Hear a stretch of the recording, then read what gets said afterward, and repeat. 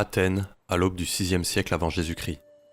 La cité, surplombée par la colline sanctuaire de l'Acropole, vient de voir naître celui qui deviendra son tyran, Pisistrate. Il naît dans une famille d'Eupatrides. Ces familles aristocrates se sont enrichies au cours des siècles obscurs, alors qu'Athènes étendait sa domination sur toute la péninsule de l'Attique.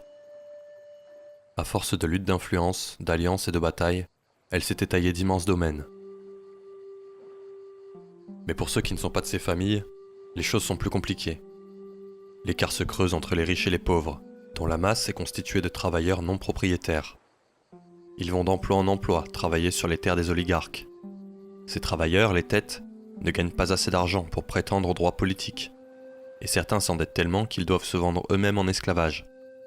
Le mécontentement gronde et beaucoup demandent une redistribution des terres. Ces problèmes ne sont pas exclusifs à Athènes. Dans tout le monde grec, on observe les mêmes phénomènes. De puissantes oligarchies ont remplacé les anciennes monarchies. Le développement du commerce maritime a permis l'enrichissement des grandes familles de propriétaires terriens et des commerçants. Et dans certaines cités, des hommes ambitieux s'appuient sur la colère du peuple pour établir un pouvoir fort autour d'eux-mêmes. Corinthe, Sicyone, Milet, Mytilène voient ainsi des tyrans s'installer. Au siècle dernier, un certain Cylon essaya d'instaurer la tyrannie à Athènes. Il conquit l'Acropole avec ses partisans. Mais les Athéniens se contentèrent d'assiéger les conjurés jusqu'à ce qu'ils meurent de faim, sur l'Acropole, où rien ne pousse. Au VIe siècle avant Jésus-Christ, Athènes suit encore les lois de Dracon.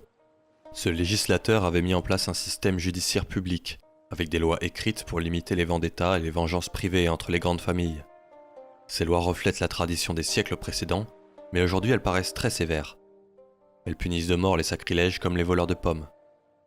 On sait peu de choses de Dracon, si ce n'est qu'il est mort étouffé sous une montagne de coussins et de manteaux que lui ont offert les habitants de la cité d'Égine, heureux de le voir arriver. Dans sa jeunesse, Pisistrate soutient Solon, l'homme fort athénien de cette époque, un législateur lui aussi, qui décrit la crise sociale dans ses poèmes. Élu archonte, il affranchit les esclaves pour dette, abaisse les impôts des paysans et crée l'Héliée, un tribunal populaire auquel tous les citoyens ont accès. Il modifie les lois de Dracon, ne gardant que la partie sur les homicides, créant un système judiciaire plus équitable. Il milite aussi pour la reconquête de Salamine. Cette île toute proche fut prise par la cité voisine de Mégarée, quelques années plus tôt, à l'issue d'une guerre si humiliante pour les Athéniens, qu'en parler est puni de mort. Après des années de tractation, Athènes accepte finalement la guerre, et c'est Pisistrate qui obtient le commandement de l'expédition. Il revient victorieux et auréolé d'un prestige qui le pousse sur le devant de la scène politique athénienne. Pisistrate a alors 30 ans. Il existe 3 partis politiques à Athènes, les Pédiens, les Paraliens et les Diacriens. Les Pédiens défendent les intérêts de la vieille aristocratie foncière et sont dirigés par Lycurgue. Les Paraliens sont les habitants des côtes qui se sont enrichis par le commerce. Ils sont dirigés par Mégaclès, de la famille maudite des Alcméonides. Les Diacriens représentent la paysannerie pauvre. La gloire que Pisistrate a obtenue lors de la guerre contre Mégarée l'a propulsé à la tête du parti diacrien. Il organise la première Panéthénée, festivité religieuse en l'honneur d'Athéna, qui mêle olympiades, processions religieuses, compétitions de poésie et de musique, concours de beauté et démonstrations de la Pyrrhique, la danse de guerre athénienne. Cette fête, qui a lieu chaque année, rassemble tous les habitants de la cité, y compris les femmes et les métèques. Cela contribue à rendre Pisistrate encore plus populaire. Un jour, blessé accidentellement par son barbier, Pisistrate déambule dans la ville, expliquant à qui veut l'entendre qu'il venait d'être victime d'un attentat. Il se servit de cet événement pour obtenir l'autorisation d'avoir des gardes du corps en permanence. Il put alors recruter une milice armée de gourdins, les porte-matraques. Quelque temps plus tard, sentant un vent favorable, il s'installe à l'Acropole et déclare simplement qu'il prend le pouvoir, comme Cylon l'avait fait avant lui. Mais Cylon défendait les intérêts de l'aristocratie, alors que Pisistrate défend ceux du peuple. Aussi, le peuple accueille plutôt bien la nouvelle. En revanche, les oligarques, effrayés par le sort qui pourrait leur être réservé sous la tyrannie, ne l'entendent pas de cette oreille. Après 4 ans de règne, les aristocrates ne veulent plus voir leurs privilèges diminuer. Lycurgue et Mégaclès s'allient pour chasser Pisistrate du pouvoir et le condamnent à l'exil. L'exil fut de courte durée. Mégaclès dut se rendre à l'évidence, le peuple était très attaché à Pisistrate. Alors il le rappela à Athènes et lui offrit sa fille en mariage, pour sceller une alliance. À son retour, on vit Pisistrate défiler aux côtés de la déesse Athéna sur un char. ou bien peut-être n'était-ce qu'une simple paysanne déguisée. En tout cas, la mise en scène plut aux Athéniens. L'alliance avec les Alcméonides fut aussi de courte durée. Pisistrate avait déjà 2 fils, et n'en voulait pas d'autres qui puissent porter préjudice à leur héritage. Quand Mégaclès apprend que son gendre avait consommé le mariage de manière contre nature, il chasse à nouveau Pisistrate. Cette fois, l'exil dure 10 ans. Pisistrate s'installe à Érétrie, en Eubée, d'où il organise son retour. Il collecte des fonds, tisse des alliances, lève des mercenaires. Il se rend au mont Pangée, en Macédoine, pour y exploiter les mines d'or et d'argent. Il aide ceux qui deviendront ses alliés à s'installer comme tyrans dans leur propre cité, Lygdamis à Naxos, sur l'île la plus importante de l'archipel des Cyclades, et Polycrate à Samos, après avoir renversé les Lygéomorphes. Prêt à revenir, et sur l'avis favorable d'un oracle, il débarque à Marathon, appuyé par la cavalerie érythrienne. Il remporte la bataille de Palène contre les maudits Alcméonides et leurs alliés.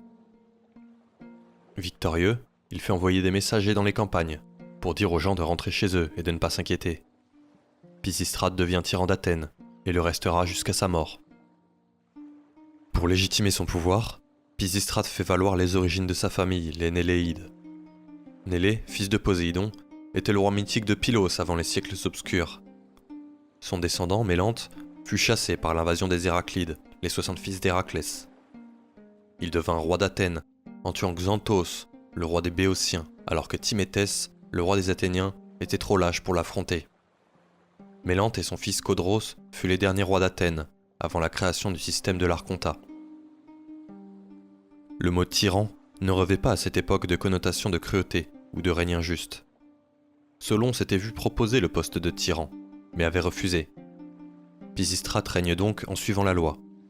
Il utilise les réformes de Solon pour s'appuyer sur le peuple. Des tribunaux ambulants sont mis en place pour régler les litiges dans les campagnes. Pisistrate profite toutefois de son pouvoir pour procéder à une purge politique. Il exile ou envoie ses adversaires en mission à l'étranger. Pour s'assurer le soutien du peuple, Pisistrate s'attaque aux privilèges des riches, réduit les impôts des plus pauvres et fonde un crédit agricole dont il est le patron. On dit qu'il se balade fréquemment à la rencontre des paysans. Il ne redistribue pas les terres comme beaucoup l'espèrent, mais les moins fortunés voient leur situation nettement s'améliorer sous son règne. Pour accroître encore sa richesse, il exploite l'argent des mines de l'Orion, au sud de la péninsule. Il fait frapper les premières monnaies d'Attique, qui facilitent largement les échanges. Il favorise l'industrie et le commerce maritime, et Athènes devient un pôle commercial majeur en mer Égée. Ce rayonnement permet à Pisistrate d'établir un embryon d'empire athénien. Une colonie militaire est établie en Chersonèse de Thrace. Avec l'appui du tyran de Naxos, il s'impose dans les Cyclades, et notamment à Délos, l'île sacrée d'Apollon. Il organise une purification de l'île en déplaçant les sépultures sur celles voisines de Rhénée, car comme chacun sait, il est interdit de mourir sur Délos. La soumission des cités des Cyclades assure une immense quantité de céréales aux Athéniens. L'orge peut être acheté à bas prix, et les citoyens modestes peuvent même parfois se permettre de manger du poisson frais.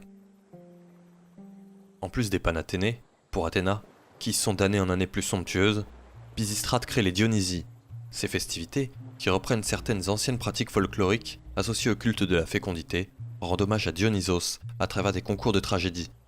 Une première dans le monde grec. Des poètes et des musiciens de toute la Méditerranée affluent vers Athènes. Pisistrate ordonne également le rassemblement, l'établissement et la publication des récits d'Homère. Il lance la construction de plusieurs bâtiments.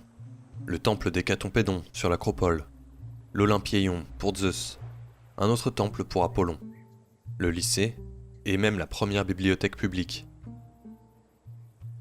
À sa mort, Pisistrate laisse Athènes plus rayonnante que jamais auparavant. On se souviendra de son régime comme du règne de Cronos, le roi des titans qui régnait sur le monde, quand celui-ci était un jardin d'Éden. La terre était luxuriante, sans même qu'on ait besoin de travailler. Les fils du tyran, Hippias et Hipparque, se partagent le pouvoir et règnent à deux.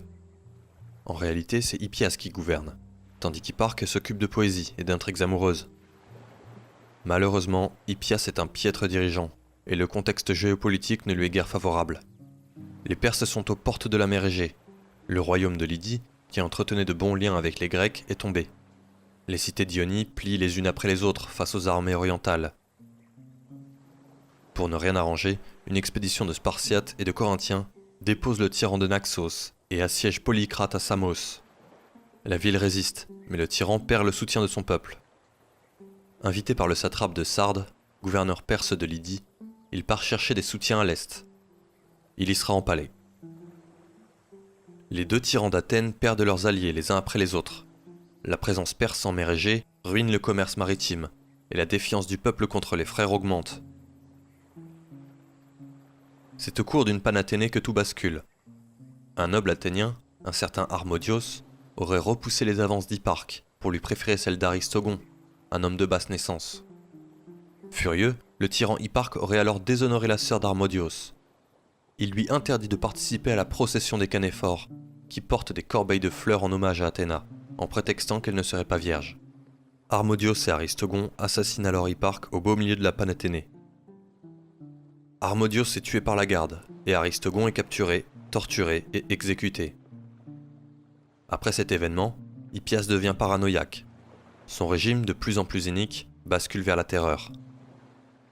À l'est, les Perses franchissent le Bosphore, entrent en Europe et soumettent la Thrace, et le royaume de Macédoine reconnaît la suzeraineté de l'Empire. Mais c'est finalement de Grèce que viendra le coup fatal. Les Alcméonides, toujours maudits, viennent d'être exilés. Mégaclès est mort, et c'est son fils Clystène qui conduit désormais les affaires familiales. Il gagne les faveurs de l'oracle de Delphes, plus important sanctuaire des Grecs, en faisant d'importants dons après des incendies. Les prêtres de Delphes invitent alors Sparte à renverser le tyran d'Athènes. Clystène rentre à Athènes et s'allie à Isagoras, chef de l'aristocratie foncière, et, appuyé par l'armée spartiate, chasse Hippias de la cité. Le roi Cléomène de Sparte essaye dans un premier temps de rétablir un régime oligarchique en s'alliant à Isagoras. Ce dernier est élu archonte et exile les Alcméonides. Mais les Athéniens assiègent l'archonte et le roi de Sparte sur l'acropole. Clystène est rappelé et élu archonte. Les assiégés sont libérés au bout de 3 jours. Isagoras et Cléomène sont libres de partir, mais 300 de leurs soutiens sont exécutés. Clystène modifie les lois d'Athènes pour donner au peuple non pas le pouvoir de soutenir un dirigeant, mais le pouvoir de diriger. C'est le début de la démocratie. Une statue est érigée en l'honneur d'Harmodios et d'Aristogon, les assassins d'Hipparque, les tyrannoctones, pour le courage qu'ils ont eu de se dresser contre l'infâme tyrannie. Ils sont les pères de la démocratie. Il est interdit de donner leur nom à des esclaves. Il est interdit de les diffamer.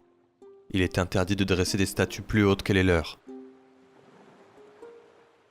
Hippias, toujours vivant, fuit vers l'Empire perse, auprès du grand roi Darius Ier. Il reviendra 20 ans plus tard aux côtés de l'armée impériale.